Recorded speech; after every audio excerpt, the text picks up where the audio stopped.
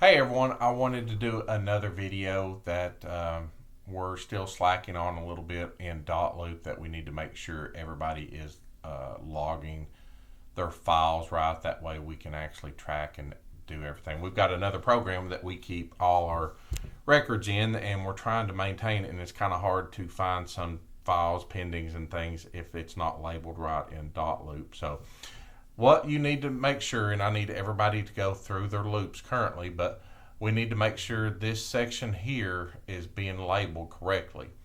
Like on this one here, it is a listing for sale, but it's also, well, this one's a purchase, so we would do purchase on this one. I know it's also a listing in the office, but what you would do under your listing folder, I know like in this specific one, you would label it listing for sale. But like this one, what we're going to do, since this one's actually a purchase, do a purchase under contract, and it's going to pull the details. You can add the closing date, those things here, but this is the main thing I need to see here.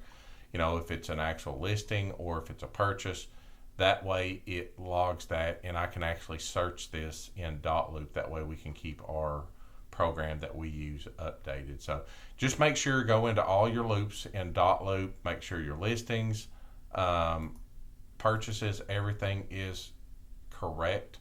Whatever you need to do in here, or if it's sold, make sure after you sell it, same thing, withdrawn, terminated, archive. Make sure this stuff is accurate. That way we can keep accurate records. That way we just know all the data that we have. So if you have any questions, let me know on this. Pretty simple, but just please go into your loops and make sure this information is updated. Thank you.